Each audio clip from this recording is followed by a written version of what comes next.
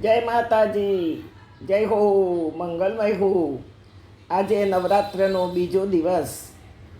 9 દેવીઓના પ્રાગટ્યના દિવસો છે. ઉપરાંત અનેક દેવીઓ પણ પ્રગટ થઈ ચૂકી છે. ચારેય બાજુ વિશ્વના ગરબામાં બધી જ દેવીઓ રમવા આવી રહી છે, આવી ગઈ પણ છે. પ્રથમ મા અંબા ભવાનીમાંથી અનંત રૂપો પ્રગટ્યા છે. જેમ એક સ્ત્રી કોઈની પુત્રી, કોઈની પત્ની, કોઈની મા, બેન, કાકી, મામી, ભાભી થાય છે, નારીના અનંત રૂપો છે, તેમ અનેક ફરજો પણ છે, અનેક કર્તવ્યો છે. કાર્યશૈલી અલગ અલગ હોય પણ પ્રેમ, ભાવના, કર્તવ્ય બધે જ એક સરખું હોય. તેમ દેવીઓના અનંત સ્વરૂપો છે. પ્રેમ, ભાવ, કર્તવ્ય બધે સરખું છે. ક્યાંક ક્રોધ પણ કર્યો છે કાલી જેવાએ. માનવ માત્રની પહેલી માં છે પ્રકૃતિ, પ્રભુની કૃતિ, નિસર્ગ, નેચર. ધાન્યથી લહેરાતા ખેતરો, લચી પડતા ફળો, ઝૂકી ઝૂકી આપણને બોલાવતા ફૂલડાઓ, આ છે પ્રકૃતિ, જે માનવને મોટા કરે, નિરોગી રાખે. તેથી કહ્યું છે, નમો દેવ્યે મહાદેવ્યે શિવાય સતતં નમઃ. નમઃ પ્રકૃતે ભદ્રાય નિહતા પ્રણતા સ્વતામ. હા, પ્રકૃતિ જ આપણને ભદ્ર બનાવે. ક્યાં છે ભગવાન? બોલનારને દાડમના દાણા ગણવાનું કહો, ગોઠવવાનું કહો, મકાઈના દાણાને પાછા ભરવાનું કહો, ઘઉં બાજરાની અંગૂઠા જેવી ડુંડીમાં પાછા દાણા ગોઠવવાનું કહો.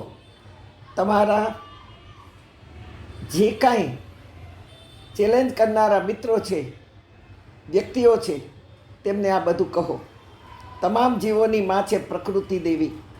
જીવ, જંતુ, વૃક્ષ, વનસ્પતિ, ફળો, ફૂલો, જળચર જીવોથી માંડીને દેવોને પણ પ્રકૃતિની જરૂર પડી છે. તેથી તો આપણે પૂજા અર્ચના પછી દેવોને ભોગ ધરીએ છીએ, સામગ્રી ધરીએ છીએ, કારણ કે ભોજનની બધાને જરૂર છે. તેથી પ્રકૃતિ દેવી બધાને સહાય કરે એવી ભાવનાથી આપણે પ્રકૃતિને ઈશ્વરી કહીએ છીએ. ભુવનેશ્વરી, ભુવન એટલે ધરતી, અને ઈશ્વરી, ધરતીની ઈશ્વરી કોઈ હોય તો ભુવનેશ્વરી દેવી છે. દેવો અને રાક્ષસો, અસુરોના મહાભીષણ યુદ્ધમાં દેવો બહુ સ્મૂધ, સોફિસ્ટિકેટેડ લડી ન શક્યા, ત્યારે મા ભુવનેશ્વરીએ શક્તિ આપીને જીવાડ્યા. આ ધરતી છે એ જ ભુવનેશ્વરી છે, એ જ પ્રકૃતિ માં છે. ભગવાને ગીતામાં કહ્યું છે, 8 પટરાણી મારી પત્નીઓ છે. એમાં સૌથી પહેલી પત્ની ભૂમિ છે. ભૂમિરાપો નલો વાયુ ખમ મનો બુદ્ધિરેવ ચ અહંકાર ઇતિ યમ્મે ભિન્ના પ્રકૃતિ અષ્ટધા. હા, આ 8 પ્રકૃતિ મારી પટરાણીઓ છે. એમાં સૌથી પહેલી પટરાણી ભૂમિ એટલે ધરતી છે. જુઓ, ઘરના આંગણામાં કે ગાર્ડનમાં, ગેલેરીમાં વાવેલા તુલસી કે કોઈ ફળો કે ફૂલો કે કોઈ વનસ્પતિ આપણે વાવીએ છીએ તો રોજ ફૂલને પાણી પાઈએ, વનસ્પતિને પાણી પાઈએ, તુલસીને પાણી પાઈને ઘડી ઘડી જોયા કરીએ કે બરાબર તો છે ને, કારણ કે જીવંત રાખવા છે આ બધાને.